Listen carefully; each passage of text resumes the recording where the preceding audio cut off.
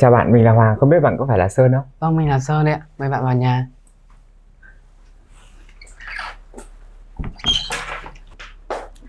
Mời bạn uống nước nhé. Mình cũng nói lại luôn là như chúng ta đã trao đổi qua phần chat á, thì mình là Hoàng và hiện tại mình là nhân viên tư vấn cộng đồng, và bên mình sẽ có các cái dịch vụ là hỗ trợ xét nghiệm miễn phí, tư vấn điều trị dự phòng lây nhiễm HIV và điều trị ARV miễn phí. Thì như mình cũng đã có trao đổi thì không biết là cái vấn đề của bạn mà bạn nói qua mình qua phần chat đó thì Vâng. bạn đang lo lắng về vấn đề gì?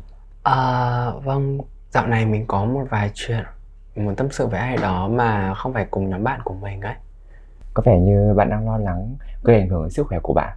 Ờ, nhưng mà mình chẳng biết phải bắt đầu từ đâu cả. Không sao đâu, việc này hoàn toàn bình thường trong những tình huống như này. Và trước tiên chúng ta trao đổi thì mình cũng sẽ nói là cái cuộc trao đổi của chúng ta sẽ được giữ bí mật.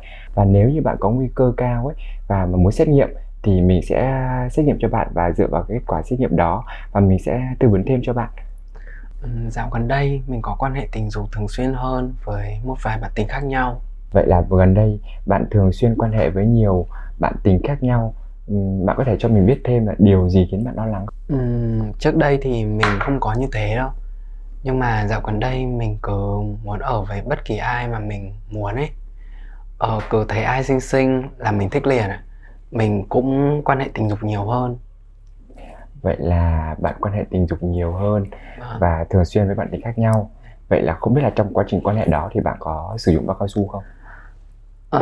Thì lúc có lúc không. Vậy theo bạn thì có những cái yếu tố nào mà ảnh hưởng đến việc mình sử dụng mà lúc có lúc không như vậy? Chắc là khi mình sử dụng popper. Bạn sử dụng Buffer được bao lâu rồi? Khoảng 3 tháng rồi.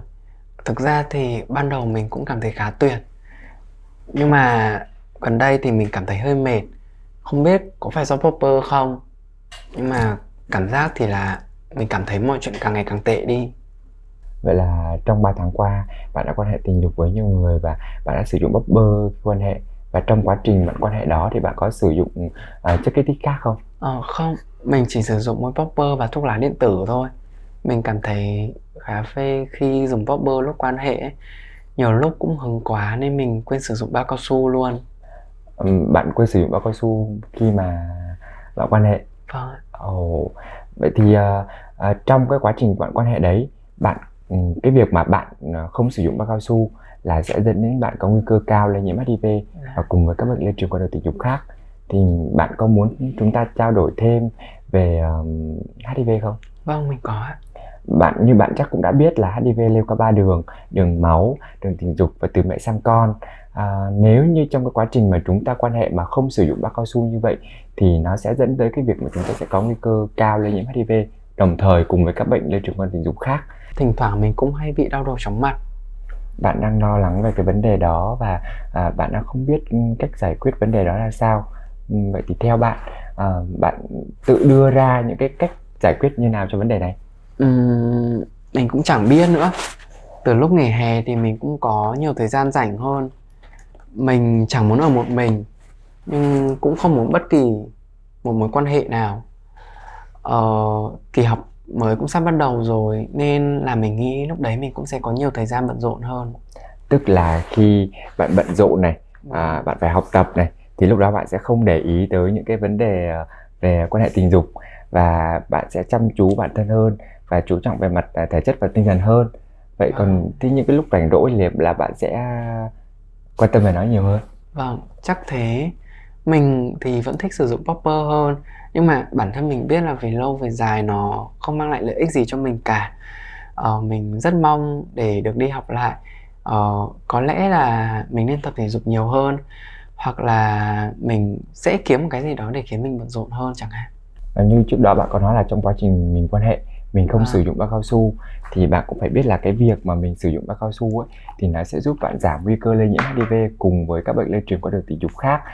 Không biết là bạn đã có nghe và biết một cái số thông tin gì về PrEP chưa? PrEP ạ.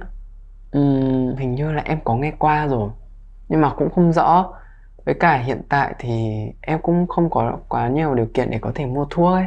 thì bạn yên tâm là thuốc PrEP là cái thuốc dự phòng Ờ. trước phơi nhiễm, và thuốc này được sử dụng và được cấp phát hoàn toàn miễn phí, và có các xét nghiệm được làm khi các bạn tham gia PrEP đều miễn phí và không phải mất tiền cho cái việc mà bạn tham gia PrEP này.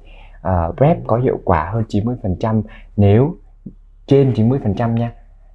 Nếu như mà chúng ta sử dụng tuân thủ thuốc tốt, đầy đủ theo lời căn dặn của bác sĩ thì chúng ta sẽ không thể nào bị nhiễm HIV được. Thì khi nào bạn có nhu cầu thì bạn cũng có thể liên hệ với mình và mình sẽ giúp bạn tham gia chương trình này. Và không biết là bạn có muốn biết cái tình trạng nhiễm HIV của mình không? Dạ mình có ạ. Ok, thì để theo đúng quy trình, trước tiên á, để mà biết được tình trạng nhiễm HIV của mình thì mình sẽ có một cái phiếu thông tin khách hàng. Bạn sẽ điền những cái thông tin đơn giản vào đây, và cái thông tin của bạn sẽ được bảo mật hoàn toàn. Và kết quả xét nghiệm của bạn cũng như vậy. Và để đảm bảo cho việc là bạn đồng ý xác nhận tham gia cái dịch vụ xét nghiệm HIV miễn phí này thì bạn sẽ ký vào cái phần bên này giúp mình. Và mình sẽ ký vào phần bên này. Đó. Với cái phiếu này thể hiện rằng là cái thông tin này, kết quả này của bạn đều được bảo mật an toàn tuyệt đối. Và cùng với đó là sau khi 20 phút sau ấy, sau khi có kết quả xét nghiệm thì mình sẽ dựa vào kết quả xét nghiệm đó và mình sẽ tư vấn tiếp cho bạn. Vâng, mình cảm ơn bạn nha. Vâng, rồi bạn ký vào đây giúp mình nhé. Vâng.